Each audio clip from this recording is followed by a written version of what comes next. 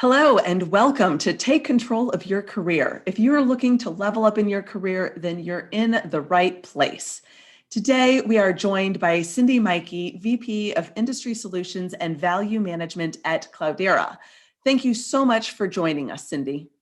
Lauren, thank you for having me. Looking forward to the conversation today.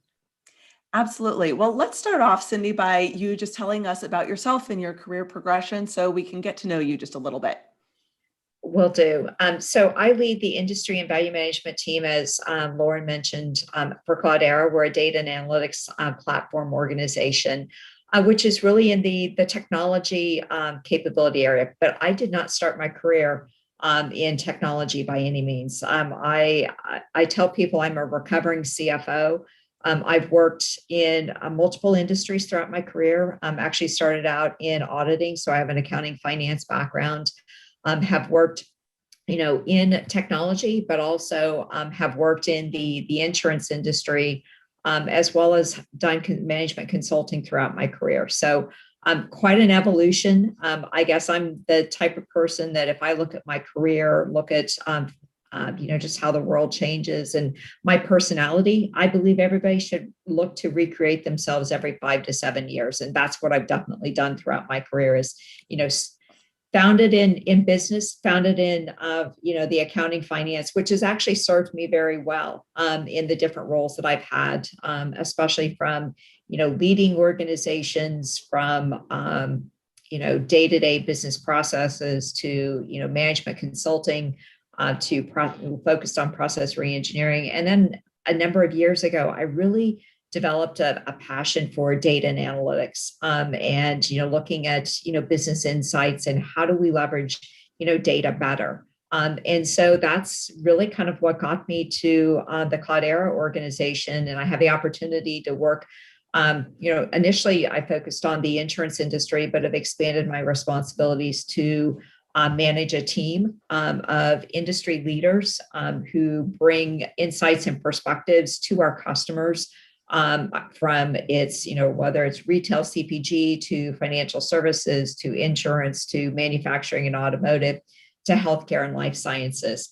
And then also what's the business value of leveraging data and analytics, whether it's,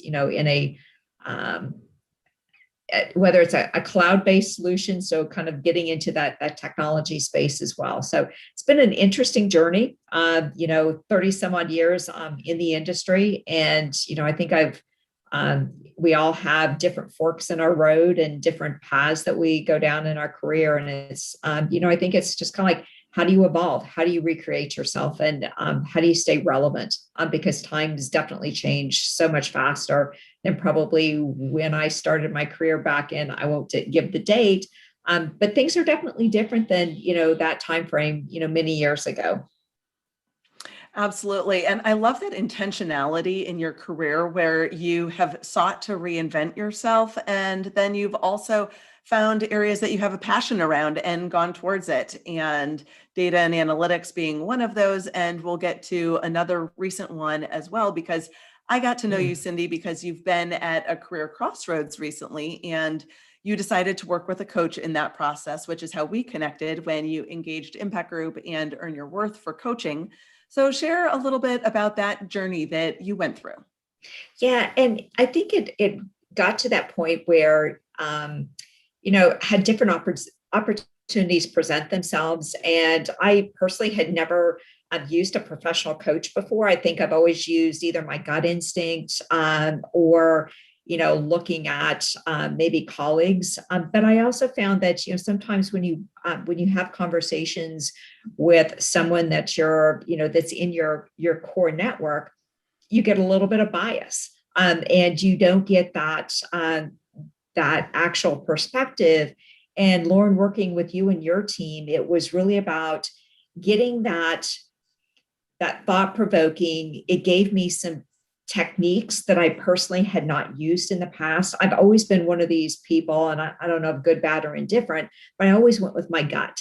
It's like, you swing left, you swing right, and then you sit there and go, it's the head, the heart. And that was one of the techniques of working with the team at Impact Group was let's look at maybe a more balanced perspective. Let's look at your head. Let's look at your heart. Let's look at your gut.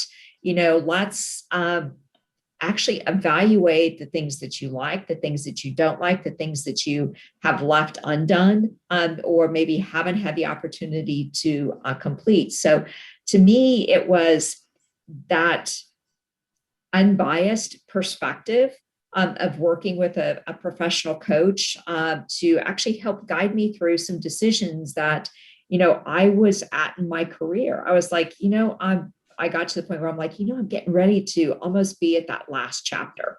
And you say, have I fulfilled the things that I set out to do in my career? Are there things that I maybe haven't had the opportunity to do yet? Or have I stalled in my career?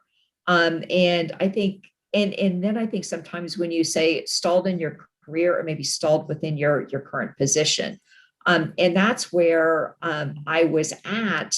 And, I really needed some coaching. I needed some guidance. You needed someone to ask you questions that you might not have asked yourself. Exactly. And if you talk to your personal network, people know you. And then they go, well, they always put it back in context of you as opposed to, have you thought about X? Have you thought about Y? It's just, I guess it's that little bit of bias in the thought processes that you use. And what was interesting is, since I had started working with the Impact Group, I also had some things happen, within my organization where I think the world is definitely this last, it's like 15, 18 months, a lot of things that have happened. And at Cloudera, we've also embarked on, let's look at our organization from a diversity, equality, and inclusion perspective. And I had the opportunity to be part of that process and to be part of those things that we're looking at. And that kind of brought itself into what is it that I want to do? What are the things that I personally still want to achieve? And where can I have an impact both for women in the workforce, underrepresented minorities in the workforce, especially in the technology industry? We've got some real diversity challenges, both from a gender perspective, but also just from a cultural or racial perspective. Although I like to refer to as one human race, because I believe that's what we have, but we do have cultural differences and geographical, different perspectives. And I think getting a diverse perspective can really help companies. So that was also part of the mix in the conversation of how do I leverage these things in my career, and how can I help others? I think we all throughout our careers want to say, I want to be able to give back. And I think maybe me personally, I had been so focused on my career. You always say, do I live to work or do I work to live? And I'm not sure I really was good at either one of those. Everybody's got the work-life balance and you kind of like go gangbusters. And you get so focused and you're like, have I given back? And this process made me do some self-reflection on who I am, what do I want to do, and what have I yet where should I be focused? And I think working with Impact Group really gave me the ability to bring some additional focus on what I want to do before I personally retire. And so that's where I'm at. And I am so thankful to the folks and you, Lauren, and the team for really helping me in that area. Wow. So I love how in this journey you identified, first of all, the fact that you wanted to make an impact, and that was a core part of this next chapter in your career. And you identified a passion around diversity, equity, and inclusion. So it was really about how can I do more in this space in the technology world, and how can you make an impact? And I think you've come to a wonderful opportunity in your organization that has been able to blend all of those.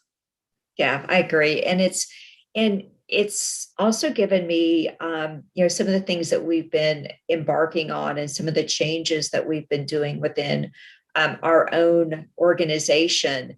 And the other aspect is I mentioned that I lead our industry and value management team. And one of the things that we do is to also help organization, how do you leverage data and analytics? And this is one area where Dr. Marianne Barry, she actually, who's a civil rights activist, as well as just an unbelievable,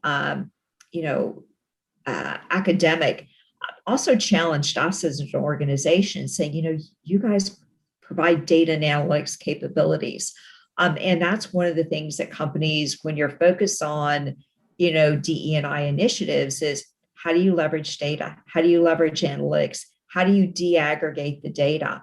And I took that as a challenge. And I think our team and our group, who's providing kind of a advice, a kind of an advisory type role perspective to the organization, is how do we leverage data and analytics, and how do we actually use it for thinking about people first? And we all think about, financial aspects. And there's been a lot of articles written around how diversity within an organization can actually bring higher profitability to corporations.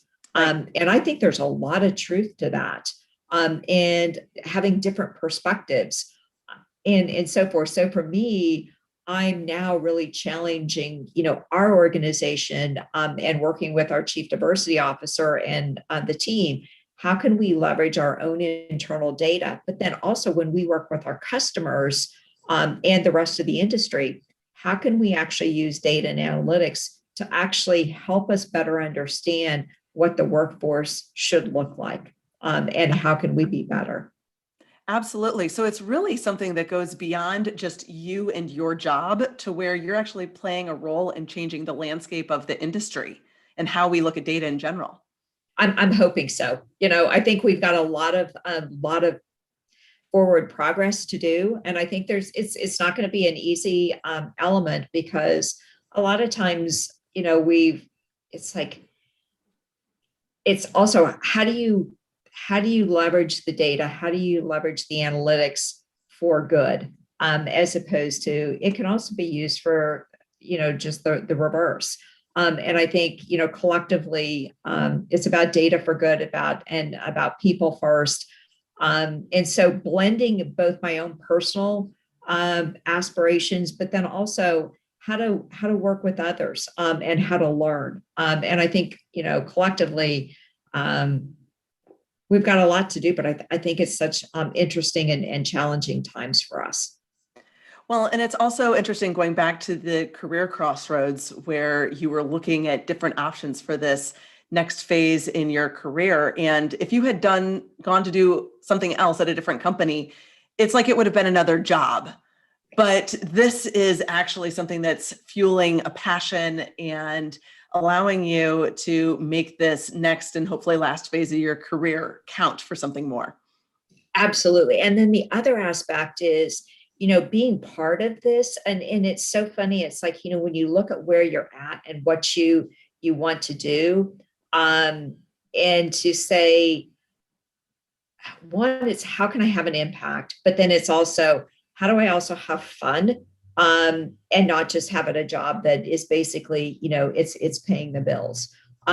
That's always, we all want to be, having a nice compensation and so forth, but it's also got to be something that's rewarding. And the other aspect is, by opening my eyes a little bit more as to what the potential was within my existing organization, is it also exposed me to probably people and perspectives that I never would have had the opportunity to work with, and to understand, different people's perspectives, what wires people to do certain things the way they do certain things.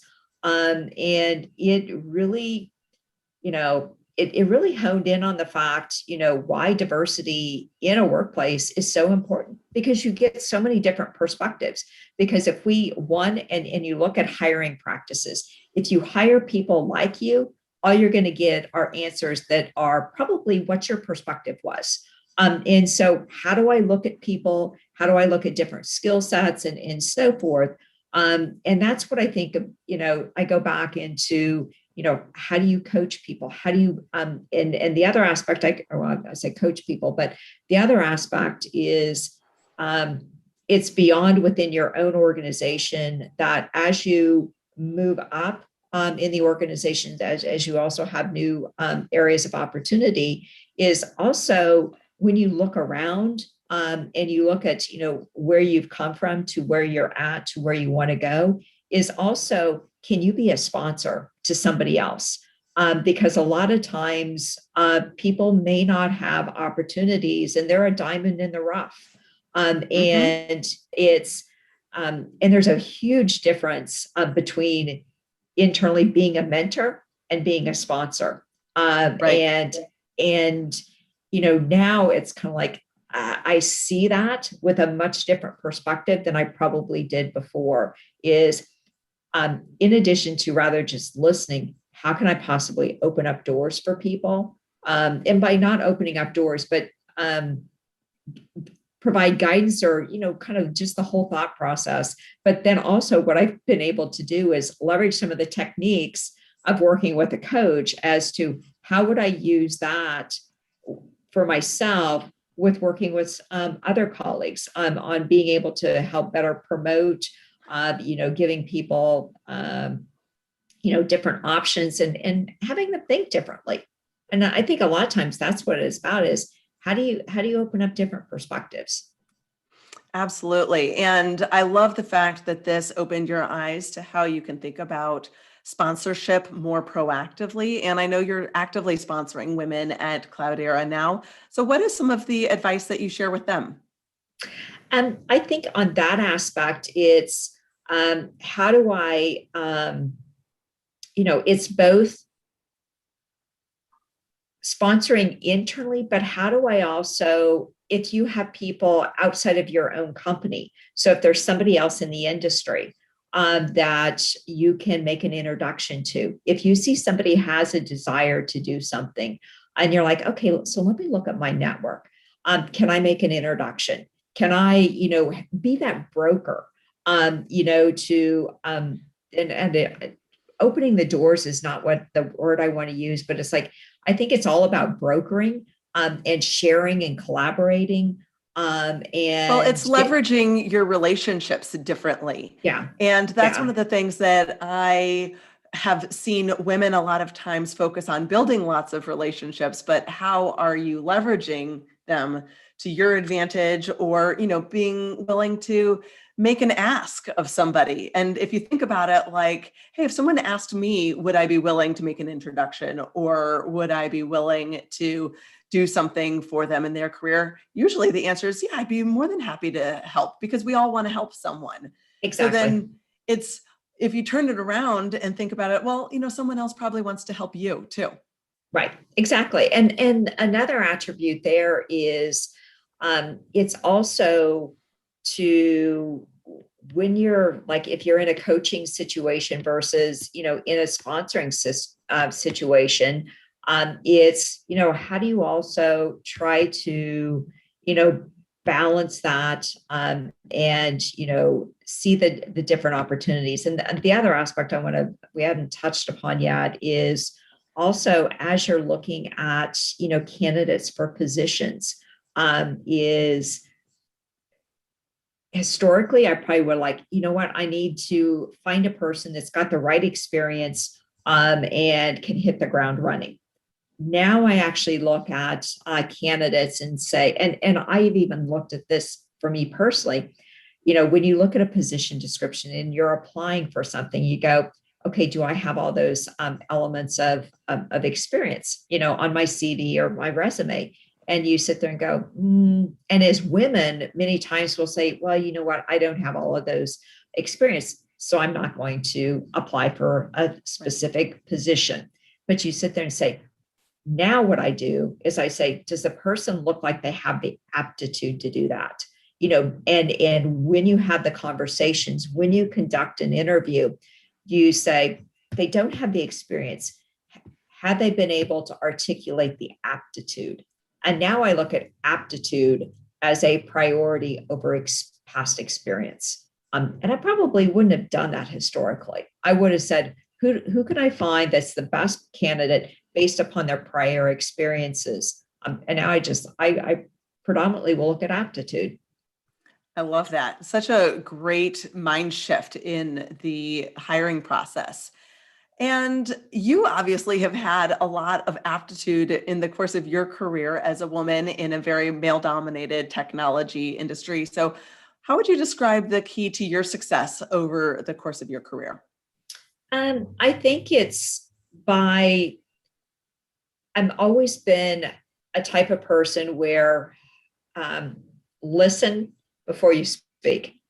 And I think that's probably one of the biggest things from a coaching perspective, or just even from, for those that are listening, is listen to the room, listen to the conversation, or in today's environment, look at the Zoom, look at the WebEx or whatever the case may be when we're in this virtual perspective, but also always speak up. If you have a perspective that's different, that's when you definitely need to, because if you don't speak up, you don't get that conversation. You don't get the diversity is not that you don't get the different perspectives to do that. I've always been a person where my brain is wired to think backwards. And what I mean by that is, many times you'll see people, if you use a sport analogy of, hockey or whatever the case may be, people skate to where the puck is. I'm like, yeah, that's all well and good, but where's that puck need to go? Or if you're trying to shoot for the end zone, if you're playing football, it's like, where am I headed? And what's the outcome that I'm trying to achieve? And then work backwards. I have a tendency, and this is maybe my own personal bias, many men don't think that way. Women think more about where am I headed? What am I trying to do? What's my goal? And then we work backwards. Men have a tendency, especially in the technology, you get a lot of people that are engineers. They like to build. But I sit there and say, unless you find a good architect, you think about, I'm a big analogy person as well. If you're trying to solve a problem, or you're trying to create something, if you're trying to create something, it's kind of like, okay, so what is it that I want to achieve? If I'm trying to fix something, you typically say, still, what am I trying to achieve? And then how do I go about fixing it? Or many times, and this is why diversity in the workforce is so good, because you've got to get a blend of the different perspectives. Some people are fixers, some people are doers, some people are thinkers. So you think about what your thought processes are. And you've got to get a blend of those perspectives. So I'm kind of like going all over the board between personalities, perspectives, and thought processes and so forth. It all goes back, a lot of times based upon what people's experiences are as well. But one of the things for me, I'm analytical. I like to think. I like a plan, and I like to execute towards a plan. But that's who I am. But I try to marry myself or position myself with others that maybe think differently, because otherwise we may not get the best outcome. If I go, try to find somebody that looks has the exact same perspective that I do. And yes, we definitely work better together because we think alike. But the thing of it is do we end up with the best outcome? And so as you build teams throughout your career, is how do I get people with a different perspective as opposed to people just like me? And have you been able to do that consistently throughout your career, so that has been something that's been supportive of you and your career as you've progressed? I think as I've moved along in my career. I've gotten better at it. I think I can still be better at it. I would say in my current position, there's multiple different types of personalities and people. And, all of our responsibilities are the same. And I've gotten better. I don't think I've mastered it yet by any means. We're all on a learning journey. So exactly, part of the process. Exactly. So getting better at it, but still things to be maybe changed in my approaches. So. Sure. Well, as we're wrapping up, Cindy, I'd love it if you would share just something that was an unexpected takeaway from your coaching experience with Impact Group and Earn Your Worth. So one of the things was I had never in my life ever created something called a vision board. And the aspect of being coached towards, because earlier on, I said, I always kind of went with my gut. And I kind of knew what that was. But working with Impact Group, it was also very focused on, so what are the things that you're wanting to achieve? What are the things? And actually using that concept of the vision board to actually make me put down on paper what I wanted to look at. What are the things that I wanted to achieve? And we used to, I'm a kind of a picture type person. So we used a concept of, putting together a picture of, again, I made the comment that I like to kind of like, what's the end state? So actually finding pictures, creating my vision board from pictures, so I could tell my story of what I wanted to achieve in this next chapter. And that was a technique for me that was something I'd never used before, but yet was incredibly powerful to me. And I think it helped me get the focus that I want to achieve, or the things that I want to achieve, over the next, 5 to 7 years of my career. So that was a fantastic tool. Wonderful. And it sounds like you started with the focus of intentionality. What is it that you want out of this next step? And then through that vision boarding process and other experiences in the coaching, you were able to get real clarity on what that looks like, and amazingly find your passion and a way to implement that and live that out in your current role, and taking things to the next level there, and being even that much more engaged and that much more focused on the company, the role, and making a broader impact. It's a really wonderful story. Yeah, most definitely. And I think, that has just been the situation behind it that was, I don't know, probably the most rewarding and maybe fulfilling was, just that technique. Because when I started the journey, working with you and your team, it was kind of like, okay, I thought it was decisions that I needed to make, as to, is this what I want to do? And so forth. And the outcome, I think, was completely different than what I had originally thought it was going to be. So it's and better, it sounds like. Yeah, exactly. Most definitely. So just unbelievable. So I appreciate that. Wonderful. Well, I'm so glad. Thank you for allowing us to be part of that journey. It sounds like you have a tremendous runway in front of you, ability to make an impact, and so much passion behind it. So thanks for allowing us to be a part of that, and for sharing your process here as well. Right. Well, thank you so much. And I just want to give a shout out to Kelly for, I kept saying you and your team, but I want to give a shout out to Kelly for really helping me throughout this. Wonderful. Absolutely. Kelly's amazing. And I will make sure that we pass this along to her.